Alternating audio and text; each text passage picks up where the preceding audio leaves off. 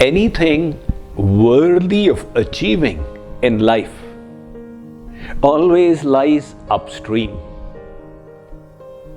To reach it requires effort, discipline, and self-control. If anyone promises you that just take it easy, apply this cream on your face and you'll wipe out 20 years from your looks, or spend 2 hours a day on the internet and you will earn $200,000 a year, or just wait for that lottery to open for you, that should not be believed. As they say, the person who waits for the jackpot is a crackpot. We need to utilize the proper path to success, which is based upon practice, discipline, and a slow growth. So, the one quality that is essential for success in any aspect of human endeavor is willpower or self-control. And unfortunately, this is also the one quality that people find they are deficient in. A survey was done asking people what they felt were their strengths. Someone said interpersonal relationships, someone said logical thinking, and so on. Nobody named self-control and willpower as their virtue. Subsequently, when they were asked, what virtue do you feel you are deficient in? Invariably, people felt that they did not possess enough self-control. And that relates to the inability to follow diets, the inability for daily exercise, the inability to focus the mind on the task at hand, the inability to bring out our best in the work that we do. Each of these endeavors is based upon that one quality of self-control. In modern day living, that test of self-control is even more severe. Our ancestors a few centuries ago were probably not tested as much as us. 90% of them were leading an agrarian life. So after a hard day of work in the field, when they came back, probably the only self-control required was in regard to the bottle. But today, on the click of a mouse, even while doing your work in the office, you can take your mind away, distracting it from the work at hand. And that is why self-control has become such a big challenge. Many decades ago, a scientist called Walter Mischel conducted an experiment in Stanford. This experiment was called the Toddler's torture. He tested the willpower of toddlers. Now, how do you test a toddler's self-control? You cannot say, okay, you do this and 5 years down the line you will achieve these rewards. So he set up his test very simply. He put a marshmallow in front of the toddler and said, my child, if you like, enjoy it. But if you hold on for 20 minutes, you will get 2 marshmallows. Now there is the reward for self-control. 500 toddlers were tested by the researchers. For some of them, it was a no-go. The moment the researchers turned their backs, the toddlers reached out and put the marshmallow. Enjoy while you can, who cares about the future? Some of them contemplated over the dilemma for 2 minutes, but then gave in.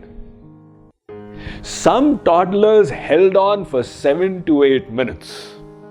And it was very interesting how they distracted themselves, squirming, looking the other way, but finally they gave in. And some toddlers held on for the full 20 minutes to receive the additional reward at the end. Now, an interesting thing happened subsequently. Walter Mischel's daughters were a part of the survey. And as they grew up, the other children grew up with them. The daughters went to Stanford in college, and that was when Mischel got a chance to see how these toddlers are faring in life. He was amazed to see that self-control of the toddler correlated to success in every sphere. Those toddlers who had displayed the highest self-control had far higher SAT scores. They were far better students. They had less anger problems. They were free from vices. They were more sincere in their work. They had better health, less weight, and so on. And those toddlers who lacked the most in self-control had developed vices. They were overweight. They had relational problems, and so many of them had gotten convicted, been to prison, and come out of it. That was when it was highlighted that self-control is such an important virtue for human life. So let us delve further into it. Where does this ability come from?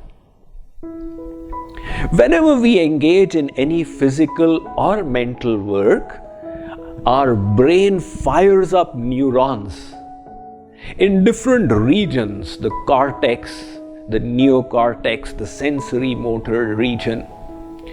Overall, the human brain is far more developed than the brain of the creatures.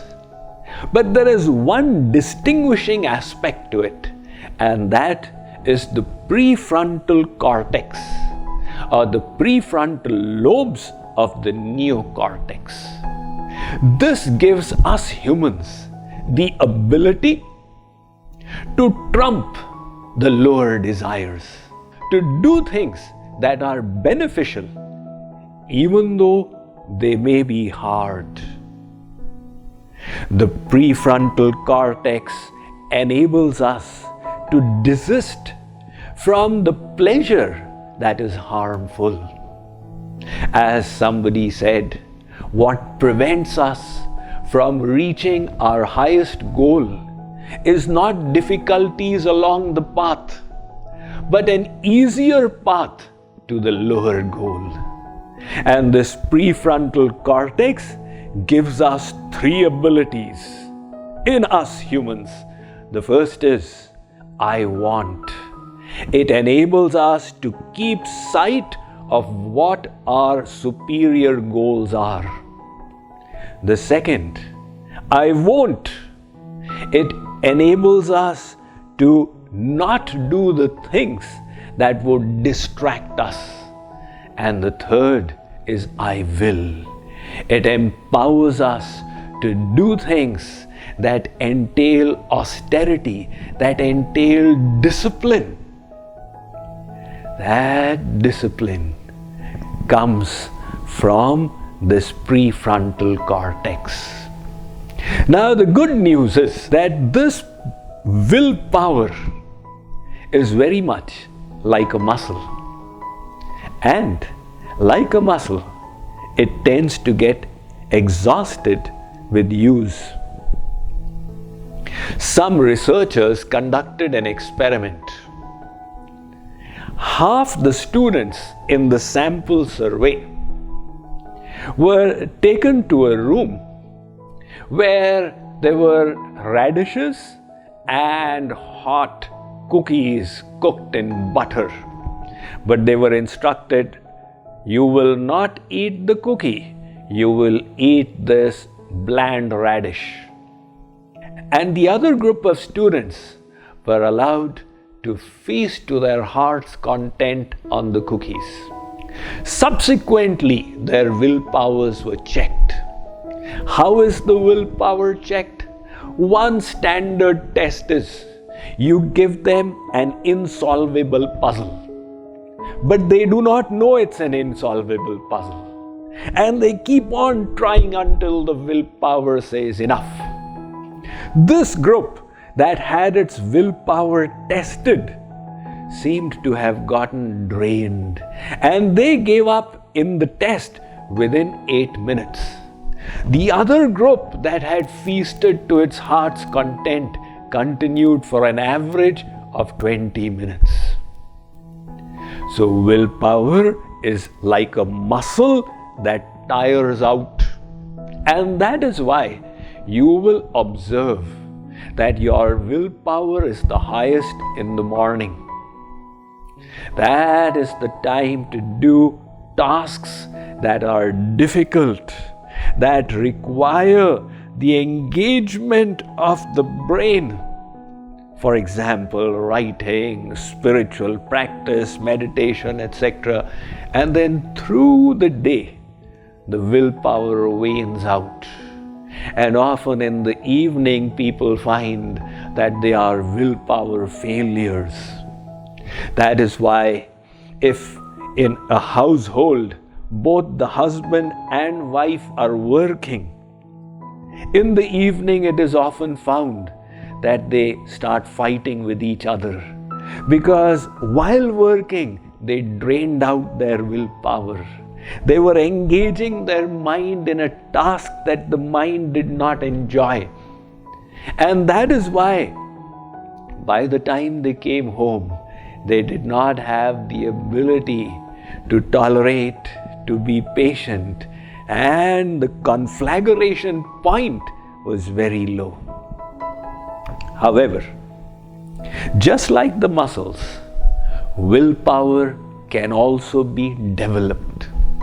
That is the nature of this brain.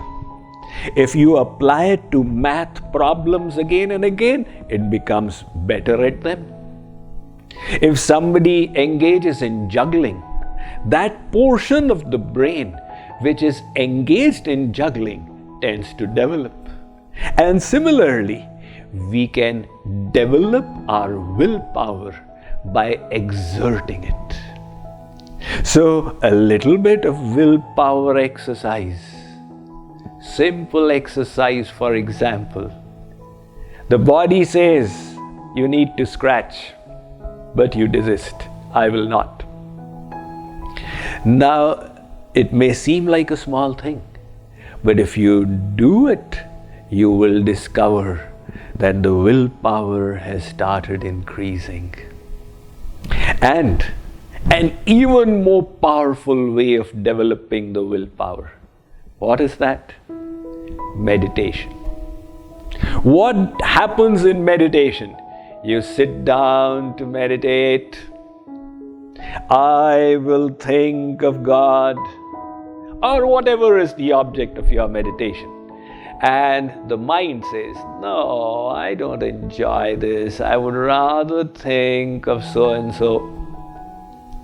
Now the intellect controls the mind. Hey, come back here. So every time the mind wants to wander off, you pull the mind back by exerting the muscle of self-control. What is the consequence? In 3 hours of meditation, you will find that your willpower has jumped many rungs Try it and do it. And it is not even necessary that you succeed in your meditation. Because even if you are not succeeding, you are still exerting your willpower. You are every time practicing. That focus, that concentration is an application of your self-control. And self-control developed in one area of life will stand you in good stead in all the other areas. So endeavor to enhance this muscle of willpower through practices such as meditation. And even after such practice, it is possible that you may find you are still a willpower failure. What do you do then? Tap into another power that God has given us. What is that power? This is the why power, W-H-Y, why power. What is the why power? I'll tell you some other time.